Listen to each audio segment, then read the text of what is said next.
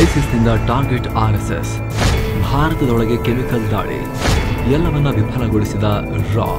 ನಮಸ್ಕಾರ ಸ್ನೇಹಿತರೆ, ದೊಡ್ಡ ಷಡ್ಯಂತ್ರಕ್ಕೆ ಪ್ಲಾನ್ ಮಾಡಲಾಗಿತ್ತು. IS ಉಗ್ರ ಗುಂಪು ನೀವು ಹೆಸರು ಕೇಳಿರ್ತೀರಾ. ಇರಾನ್, ಸೌದಿಯಂತಹ ಇಸ್ಲಾಮಿಕ್ ರಾಷ್ಟ್ರಗಳಿಗೂ ಕೂಡ ಭಯ ಹುಟ್ಟಿಸೋ ರಾಕ್ಷಸರ ಗುಂಪಿದು. ಈಗ ಇದೇ ಗುಂಪು ಭಾರತದಲ್ಲಿ ದೊಡ್ಡ ದಾಳಿ ಮಾಡೋಕೆ, ಸರಣಿ ದಾಳಿ ಮಾಡೋಕೆ ಪ್ಲಾನ್ ಮಾಡಿತ್ತು ಅನ್ನೋ ಸ್ಫೋಟಕ ಸಂಗತಿ ಬಯಲಾಗಿದೆ. ಅದು ಕೂಡ ಮುಖ್ಯವಾಗಿ RSS ಕಚೇರಿಗಳನ್ನು ಗುರಿಯಾಗಿಸಿ ದಾಳಿ ಮಾಡೋಕೆ ಪ್ಲಾನ್ ಮಾಡಿದ್ರು. ಕೂದಲೆಳೆ ಅಂತರದಲ್ಲಿ ಪ್ಲಾನ್ ಫೇಲ್ ಆಗಿದೆ. ಅಷ್ಟೇ ಅಲ್ಲ, ದೇಶದ ಒಳಗೆ ಕೆಮಿಕಲ್ ದಾಳಿ ಮಾಡೋಕೆ, ರಾಸಾಯನಿಕ ದಾಳಿ ಮಾಡೋಕೆ, ಅಂದರೆ ಗೊತ್ತೇ ಇಲ್ಲದಂಗೆ ನಿಂತಲ್ಲೇ ಮಲಗದಲ್ಲೇ ಜನ ಸಾಯಬೇಕು, ಆ ರೀತಿ ಮಾಡೋಕೆ ಪ್ಲಾನ್ ಮಾಡಿದ್ರು ಅಂತ ಕೂಡ ಗೊತ್ತಾಗಿದೆ. ಇದಕ್ಕೆ ಸಂಬಂಧಪಟ್ಟಂತೆ ವೈದ್ಯನೊಬ್ಬನನ್ನ ಪತ್ತೆ ಹಚ್ಚಲಾಗಿದ್ದು, ಈತ ಜಾಗತಿಕ ಉಗ್ರ ಸಂಘಟನೆಯೊಂದಿಗೆ ಲಿಂಕ್ ಹೊಂದಿದ್ದ ಅಂತ ಗೊತ್ತಾಗಿದೆ. ಇವರೆಲ್ಲ ಭಾರತದಲ್ಲಿ ದೊಡ್ಡ ಪ್ರಮಾಣದಲ್ಲಿ ಸಾವು ನೋವುಗಳಿಗೆ ಕಾರಣ ಆಗೋಕೆ, ಆಯುಧ ಮತ್ತು ಕೆಮಿಕಲ್ಗಳ ಮೂಲಕ ದಾಳಿ ಮಾಡೋಕೆ ಸಂಚು ರೂಪಿಸಿದ್ರು ಅನ್ನೋದನ್ನ ಅಧಿಕಾರಿಗಳು ಹೇಳಿದ್ದಾರೆ. ಹಾಗೆ ಪಾಕ್ ಒಳಗಿಂದಲೂ ಆಘಾತಕಾರಿ ಮಾಹಿತಿ ಬರ್ತಾ ಇದ್ದು, ಕಳೆದ 25 ವರ್ಷಗಳಿಂದ ಪಾಕ್ ಭಾರತದ ವಿರುದ್ಧ ರಹಸ್ಯವಾಗಿ ಒಂದು ಸೇನೆ ಕಟ್ಟಿತ್ತು ಅನ್ನೋ ವಿಚಾರ ಕೂಡ ಗೊತ್ತಾಗಿದೆ. ಅದಕ್ಕೆ S1 ಅನ್ನೋ ಹೆಸರನ್ನ ಕೊಡಲಾಗಿದ್ದು, ಅದು ಇವತ್ತಿಗೂ ಕೆಲಸ ಮಾಡ್ತಾ ಇದೆ ಅನ್ನೋ ಸ್ಫೋಟಕ ಮಾಹಿತಿ ಈಗ ಬಹಿರಂಗ ಆಗಿದೆ. ನಮ್ಮ ದೇಶದ ಭದ್ರತೆಗೆ ಎದುರಾಗಿದ್ದ ಈ ದೊಡ್ಡ ಆತಂಕಕ್ಕೆ ಸಂಬಂಧಪಟ್ಟಂತೆ ನಮ್ಮ ಏಜೆನ್ಸಿಗಳು ಕ್ರೂಷಿಯಲ್ ಮಾಹಿತಿಯನ್ನು ಈಗ ರಿವೀಲ್ ಮಾಡಿದ್ದಾರೆ. ಅದನ್ನ ಈ ವರದಿಯಲ್ಲಿ ತಿಳ್ಕೊಳ್ತಾ ಹೋಗೋಣ. ಕಡೆ ತನಕ ಮಿಸ್ ಮಾಡದೆ ನೋಡಿ ಸ್ನೇಹಿತರೆ. ಹಾಗೆ ಸ್ನೇಹಿತರೆ, ನಿಮ್ಮ ಜೀವನಕ್ಕೆ ವ್ಯಾಲ್ಯೂ ಆಡ್ ಮಾಡಬಹುದಾದ ಮೆಂಬರ್ಸ್ ಓನ್ಲಿ ಎಕ್ಸ್ಕ್ಲೂಸಿವ್ ವಿಡಿಯೋಸ್ಗಾಗಿ ಹಾಗೂ ಲೈವ್ ಇಂಟರಾಕ್ಷನ್ ಅಲ್ಲಿ ಪಾಲ್ಗೊಳ್ಳೋಕೆ ನೀವು ಕೂಡ ಮಸ್ತ್ ಮಗ ಪ್ರೀಮಿಯಂ ಮೆಂಬರ್ ಆಗ್ಬೋದು ವಿಡಿಯೋ ಕೆಳಗಿರೋ ಜಾಯಿನ್ ಬಟನ್ ಮೂಲಕ. ಆಸಕ್ತರು ಕನ್ಸಿಡರ್ ಮಾಡಿ, ಬನ್ನಿ ಆರಂಭ ಮಾಡೋಣ. RSS ಕಚೇರಿಗಳೇ ಮೇನ್ ಟಾರ್ಗೆಟ್, ಹೊಸ ಮಾದರಿಯಲ್ಲಿ ದಾಳಿ ಸಂಚು. ಸ್ನೇಹಿತರೆ, ಗುಜರಾತ್ ಮತ್ತು ದೇಶದ ಭದ್ರತಾ ಏಜೆನ್ಸಿಗಳು ಈ ವಿಚಾರವನ್ನ ಬೇಲಿಗೆಳೆದಿವೆ. ನಿಮ್ಗೆಲ್ಲ ಗೊತ್ತಿರೋ ಹಾಗೆ ಪಹಲ್ಗಾಮ್ ದಾಳಿ ನಂತರ ಎಲ್ಲ ಸೆಕ್ಯೂರಿಟಿ ಏಜೆನ್ಸಿಗಳು ಯುದ್ಧೋಪಾದಿಯಲ್ಲಿ ಕಾರ್ಯಾಚರಣೆ ನಡೆಸುತ್ತಿವೆ. ಆಪರೇಷನ್ ಸಿಂಧೂರ್ಗೆ ಪ್ರತಿಯಾಗಿ ಪಾಕಿಸ್ತಾನ ಮತ್ತೆ ಹೇಡಿ ಕೆಲಸ ಮಾಡಬಹುದು ಅನ್ನೋ ಕಾರಣಕ್ಕೆ ಎಲ್ಲ ಕಡೆ ಅಲರ್ಟ್ ಇದೆ. ಸೊ ಇದೇ ಅಲರ್ಟ್ನೆಸ್ ಪಾಕಿಸ್ತಾನದೊಂದಿಗೆ ಗಡಿ ಹಂಚಿಕೊಂಡಿರೋ ಗುಜರಾತ್ನಲ್ಲೂ ಕೂಡ ಇತ್ತು. ಕಾಶ್ಮೀರದ ರೀತಿನೇ ಈ ಗುಜರಾತ್ ಕೂಡ ಭಾರತದ ಭದ್ರತೆಯಲ್ಲಿ ತುಂಬಾ ಇಂಪಾರ್ಟೆಂಟ್ ಆಗಿರೋದ್ರಿಂದ ಅಲ್ಲೂ ಗುಪ್ತಚರ ಏಜೆನ್ಸಿಗಳು ನಿರಂತರವಾಗಿ ಕಣ್ಣಿಟ್ಟು ಆಪರೇಷನ್ ನಡೆಸ್ತಾ ಇದ್ರು. ಈ ರೀತಿ ಮೊನ್ನೆ ಗುಜರಾತ್ನ ATS ಮತ್ತು ಕೇಂದ್ರದ ಇಂಟೆಲಿಜೆನ್ಸ್ ಏಜೆನ್ಸಿಗಳು ಸೇರಿ ಒಂದು ಜಂಟಿ ಆಪರೇಷನ್ ಶುರು ಮಾಡಿದ್ರು. ಅಹಮದಾಬಾದ್ನ ಗಲ್ಲಿಯೊಂದರಲ್ಲಿ 3 ಉಗ್ರ ಪ್ರಾಣಿಗಳನ್ನ ಎತ್ತಾಕೊಂಡು ಹೋಗಲಾಗಿತ್ತು. ಹಾಗೆ ನೋಡಿದ್ರೆ ಸಾಕಷ್ಟು ದಿನಗಳಿಂದ ಇವರ ಮೂವ್ಮೆಂಟ್ಸ್ ಮೇಲೆ ಕಣ್ಣಿಡಲಾಗಿತ್ತು. ಇವರ ಆನ್ಲೈನ್ ಸಂಭಾಷಣೆ, ಇವರ ಪ್ರಯಾಣ, ಇವರ ಮೂವ್ಮೆಂಟ್ಸ್ ಅನ್ನ ಕಂಪ್ಲೀಟ್ ಟ್ರ್ಯಾಕ್ ಮಾಡ್ತಾ ಇದ್ರು. ಹೀಗಾಗಿ ಫುಲ್ ಕ್ಲಾರಿಟಿ ಸಿಕ್ಕ ನಂತರ ಸೀದಾ ಮನೆಗೆ ನುಗ್ಗಿ ಅವ್ರನ್ನ ಹೊತ್ಕೊಂಡ್ಬಂದ್ರು ನಮ್ಮ ಏಜೆನ್ಸಿಗಳು. ತನಿಖಾ ಮಾಹಿತಿ ಹೊರ ಬೀಳ್ತಾ ಇದೆ. ಈಗ ಬೆಚ್ಚಿ ಬೀಳಿಸುವ ಅಂಶಗಳಿವೆ. ಸಿಕ್ಕಿ ಬಿದ್ದಿರೋ ಉಗ್ರರು ಸಾಮಾನ್ಯರಲ್ಲ.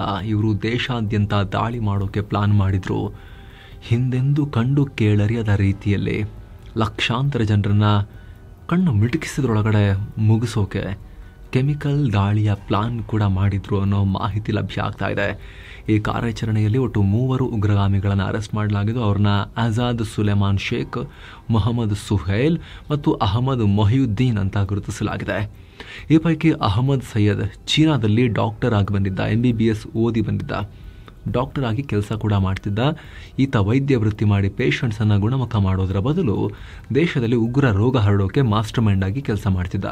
ಈ ಉಗ್ರಗಾಮಿಗಳೆಲ್ಲ ಸೇರಿಕೊಂಡು ಗುಜರಾತ್, ಉತ್ತರ ಪ್ರದೇಶ ಸೇರಿ ಹಲವು ಕಡೆ ಸರಣಿ ದಾಳಿಗೆ ಸಂಚು ರೂಪಿಸಿದ್ರು.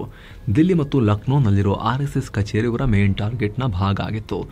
ಈ ಭಾಗದಲ್ಲಿ ರೆಕ್ಕಿ ಕೂಡ ಮಾಡಿದ್ರು. ಹೋಗಿ ಎಲ್ಲ ಪರಿಶೀಲನೆ ಮಾಡ್ಕೊಂಡ್ ಬಂದಿದ್ರು ಜಾಗವನ್ನ ಹೆಂಗ್ ಮಾಡಬೇಕು ಅಂತ. ಹಾಗೆ ಮಾರ್ಕೆಟ್ಗಳು, ಜನನಿಬಿಡ ಪ್ರದೇಶಗಳು, RSS ಕಚೇರಿಗೆ ಹೋಗುವ ದಾರಿ, ಅಲ್ಲಿನ ಸಾರಿಗೆ ಸಂಪರ್ಕ ಎಲ್ಲ ಮಾಹಿತಿ ಕಲೆಕ್ಟ್ ಮಾಡಿದ್ರು. ದೇಶದಲ್ಲಿ ಹಿಂದೂ ಮುಸ್ಲಿಮರ ನಡುವೆ ಗಲಭೆ ಹುಟ್ಟು ಹಾಕೋಕೆ, ಇಲ್ಲಿನ ಬಹುಸಂಖ್ಯಾತರನ್ನ ಮುಸ್ಲಿಮರ ವಿರುದ್ಧ ಕೆರಳಿಸಬೇಕು, ಗಲಭೆ ಮಾಡಿಸ್ಬೇಕು ಇಬ್ಬರ ನಡುವೆ, ಆ ರೀತಿ ಮಾಡಿ ದೇಶವನ್ನ ಒಳಗಿಂದೊಳಗೆ ಹೊಡಿಬೇಕು ಅನ್ನೋ ರೀತಿಯಲ್ಲೂ ಕೂಡ ಈ ಉಗ್ರರು ಪ್ಲಾನ್ ಮಾಡಿದ್ರು. ಈ ಡಾಕ್ಟರ್ ಉಗ್ರ ಕೆಮಿಕಲ್ ದಾಳಿ ಮಾಡೋದ್ರಲ್ಲಿ ರೆಸಿನ್ ಹೆಸರಿನ ಅತ್ಯಂತ ವಿಷಕಾರಿ ರಾಸಾಯನಿಕವನ್ನ ತಯಾರಿಸ್ತಾ ಇದ್ದ ಅಂತ ಅಧಿಕಾರಿಗಳು ಹೇಳಿದ್ದಾರೆ. ಇದು ಈಗ ಇಡೀ ದೇಶವನ್ನ ಆತಂಕಕ್ಕೀಡು ಮಾಡಿದೆ. ಯಾಕಂದ್ರೆ ಸ್ನೇಹಿತರೆ, ಇಷ್ಟು ದಿನ ಸ್ಫೋಟಕಗಳನ್ನ ಬಳಸ್ತಾ ಇದ್ರು. ಆ ಸ್ಫೋಟಕಗಳು ಸ್ಫೋಟ ಆದ ಜಾಗದಲ್ಲಿ ಇಮಿಡಿಯೇಟ್ ಆಗಿ ಅಕ್ಕಪಕ್ಕ ಹಾನಿಯನ್ನು ಉಂಟು ಮಾಡ್ತಾ ಇದ್ವು. ಹಾಗೆ ಡಿಟೆಕ್ಟರ್ಗಳಲ್ಲಿ ಅದು ಸಿಕ್ಕಿ ಬೀಳೋ ಚಾನ್ಸಸ್ ಕೂಡ ಇತ್ತು. ಹಾಗೆ ಕ್ಯಾರಿ ಮಾಡೋದು ಈಸಿ ಇರಲಿಲ್ಲ. ಆದರೆ ಈಗ ಹೊಸ ಮಾದರಿಯಲ್ಲಿ ಉಗ್ರರು ಪ್ಲಾನ್ ಮಾಡ್ತಾ ಇದ್ದಾರೆ. ರಾಸಾಯನಿಕ ದಾಳಿಗೆ ಪ್ಲಾನ್ ಮಾಡ್ತಾ ಇದ್ದಾರೆ.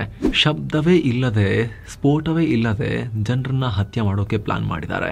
ಮಾಹಿತಿ ಪ್ರಕಾರ ಈ ಕೆಮಿಕಲ್ ದಾಳಿ ನಡೆಸೋಕೆ 3 ನಗರಗಳನ್ನು ಸೆಲೆಕ್ಟ್ ಮಾಡಿಕೊಳ್ಳಲಾಗಿತ್ತು. ಸಮೀಕ್ಷೆ ಕೂಡ ನಡೆಸಲಾಗಿತ್ತು. ಕಳೆದ 6 ತಿಂಗಳಿಂದ ದಿಲ್ಲಿಯ ಆಜಾದ್ಪುರ್ ಮಂಡಿ, ಅಹಮದಾಬಾದ್ನ ನರೋಡಾ ಫ್ರೂಟ್ ಮಾರ್ಕೆಟ್, ಹಾಗೆ ಇನ್ನೊಂದಷ್ಟು ಕಡೆ ಜಾಗ ಗುರುತಿಸಿದ್ರು. ಇಲ್ಲಿಗೆ ಭೇಟಿ ಕೊಟ್ಟು ತರಕಾರಿ ಮತ್ತು ಹಣ್ಣು ಹಂಪಲುಗಳಲ್ಲಿ ಕೆಮಿಕಲ್ ಸೇರಿಸಿ ಅದನ್ನು ತಿಂದಿರೋ ಜನ ಹೋಗಬೇಕು, ಆ ರೀತಿ ಪ್ಲಾನ್ ಮಾಡಿದ್ರು. ಈ ವಿಷ ಸೈನೈಡ್ಗಿಂತ 600 ಪಟ್ಟು ವಿಷಕಾರಿ.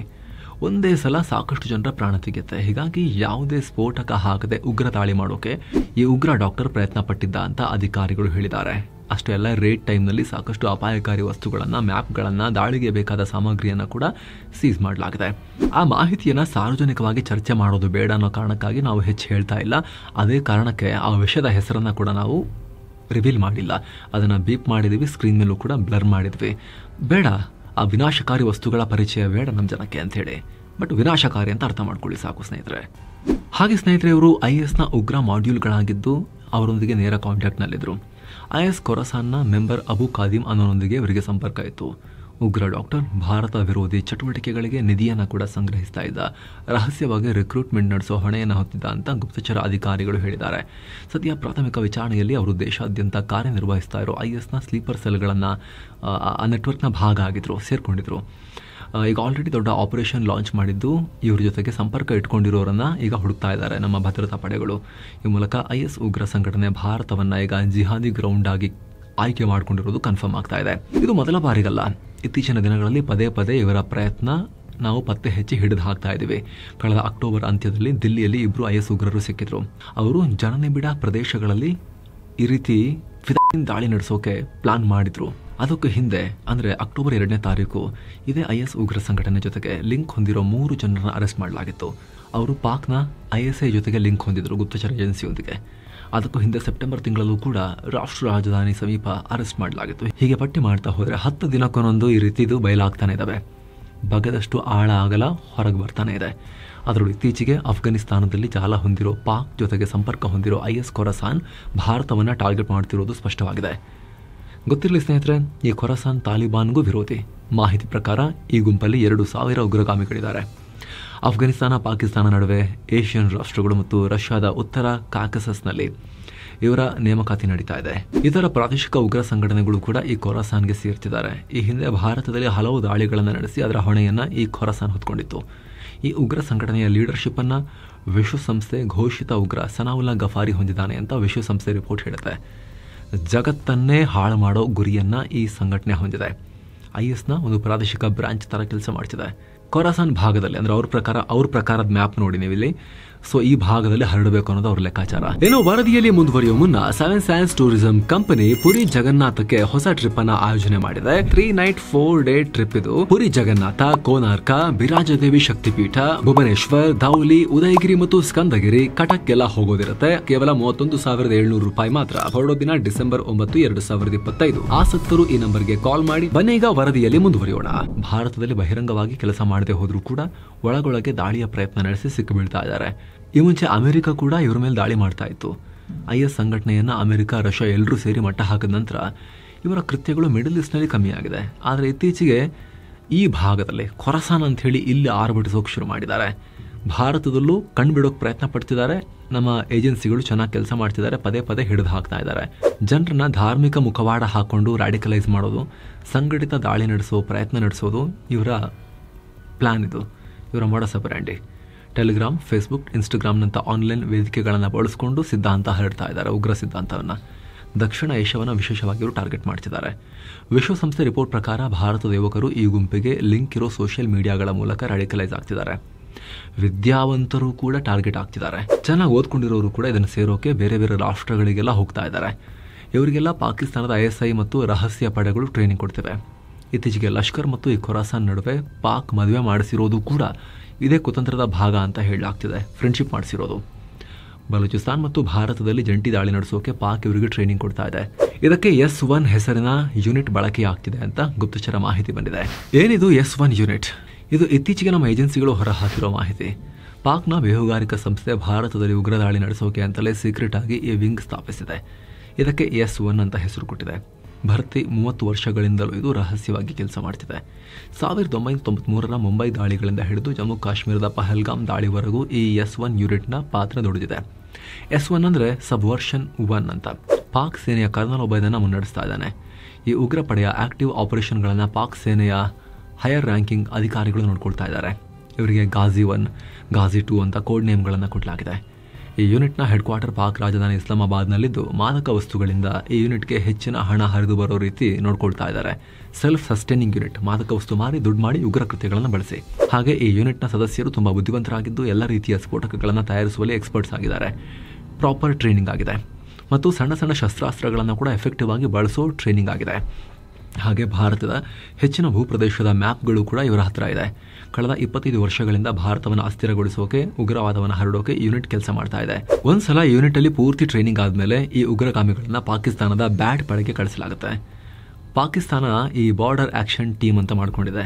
ರಾಕ್ಷಸ ಟೀಮ್ ಇದು, ಉಗ್ರರು ಮತ್ತು ಸೇನೆಯ ಸಮ್ಮೇಳನದ ಟೀಮ್ ಇದು. ಅವ್ರು ಯಾವಾಗಲೂ ಕೂಡ ಭಾರತದ ಬಾರ್ಡರ್ ನಲ್ಲಿ ಕಿತಾಪತಿ ಮಾಡ್ತಾ ಇರ್ತಾರೆ, ಉಗ್ರಗಾಮಿಗಳನ್ನ ನುಗ್ಗಿಸ್ತಾ ಇರ್ತಾರೆ ಒಳಗಡೆ. ಇವ್ರ ಕೆಲ್ಸನೇ ಅದು ಸ್ನೇಹಿತರೆ. ಮೇಲೆ ಪಾಕ್ ರಕ್ಷಣೆಯ ಮಾರುವೇಷ ತೊಟ್ಟಿರೋ ಈ ಬ್ಯಾಟ್ ಟೀಮ್, ಇವರು ಉಗ್ರರು. ಇವರು ಗಡಿ ಆಚೆಗೆ ಉಗ್ರ ದಾಳಿ ನಡೆಸೋಕೆ ಅಂತಲೇ ಜನ್ಮ ತಾಳಿರೋ ಗುಂಪಿದು. LOC ಯುದ್ಧಕ್ಕೂ ದಾಳಿ ನಡೆಸೋಕೆ, ಪುಂಡಾಟ ಮೆರೆಯೋಕೆ, ಉಗ್ರರನ್ನ ನುಗ್ಗಿಸೋಕೆ ಇಷ್ಟಕ್ಕೆ ಹುಟ್ಟಿರೋ ಟೀಮ್ ಇದು ಬ್ಯಾಟ್ ಟೀಮ್. ಇವ್ರನ್ನ ನಮ್ಮ ಸೇನೆ ಹಿಡಿತು ಅಂದ್ರೆ ಅವಾಗ ಪಾಕಿಸ್ತಾನ ಕೈ ಎತ್ತಿ ಬಿಡುತ್ತೆ. ಇಲ್ಲರಿ ಅವ್ರು ನಮ್ಮ ಸೇನೆ ಅಲ್ಲರಿ, ಅವ್ರು ಉಗ್ರರು, ಅವರು ನಮಗೆ ಸಂಬಂಧ ಇಲ್ಲ ಅಂತ ಹೇಳಿ ಕೈ ತೊಳ್ಕೊಂಡ್ಬಿಡುತ್ತೆ. ಆ ರೀತಿ ಹೈಬ್ರಿಡ್ ಸಂಘಟನೆ ಇದು ಬ್ಯಾಟ್, ಇದು ಗುಂಪಿದು, ಉಗ್ರ ಗುಂಪಿದು. ಪ್ರೊಫೆಷನಲ್ ಸೇನೆ ರೀತಿ ವರ್ತನೆ ಇಲ್ಲವೇ ಇಲ್ಲ. ನಮ್ಮ ಸೈನಿಕರ ಅಪ್ಪಿತಪ್ಪಿ ಅವ್ರ ಕೈಗೆ ಸಿಕ್ಕಿದ್ರೆ ಅವ್ರ ಜೀವ ಅಂತೂ ಉಳಿಸಲ್ಲ. ಅವರ ದೇಹವನ್ನ ವಿಕೃತವಾಗಿ ಅದ್ರ ಮೇಲೆ ದೇಹದ ಮೇಲೆ ದಾಳಿ ಮಾಡಿ ಅದನ್ನ ವಿಕೃತಿ ಮೆರೆದು ಸಾಕಷ್ಟು ರೀತಿಯಲ್ಲಿ ದೇಹಕ್ಕೆ ಹಾನಿ ಮಾಡಿ ಬಾರ್ಡರ್ ತಂದು ಬಿಸಾಕಿ ಹೋಗ್ತಾರೆ. ಅಷ್ಟು ರಾಕ್ಷಸರು ಇವರು. ಯಾವ ಪ್ರೊಫೆಷನಲ್ ಆರ್ಮಿನೂ ಈ ರೀತಿ ಬಿಹೇವ್ ಮಾಡಕ್ಕೆ ಸಾಧ್ಯನೇ ಇಲ್ಲ.